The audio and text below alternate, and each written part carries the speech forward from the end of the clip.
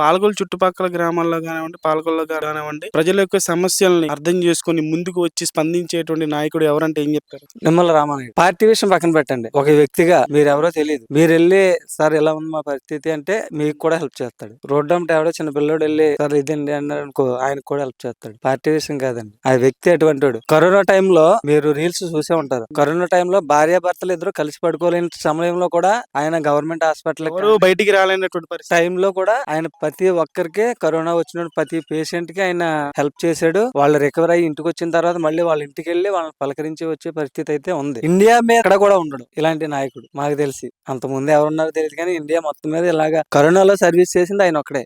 Cycle మీద తిరిగాడు. Cycle పెట్టేసి సైకిల్ నడిచి కూడా వెళ్ళిన రోజులు ఉన్నాయి. అలాంటి వ్యక్తి అయితే ఎక్కడా చూడలేదు. ఇలాంటి వ్యక్తి మాకు ఇప్పుడే కాదు ఎప్పుడు కూడా మాకు ఎమ్మెల్యేగా ఉండాలని మేము కోరుకుంటున్నాం. ఈసారి కూడా ఆయన గెలవాలని కోరుకుంటున్నారు. ఖచ్చితంగా గెలుస్తాడు, అందులో సమస్య లేదు. 50,000 మెజార్టీతో గెలుస్తాడు.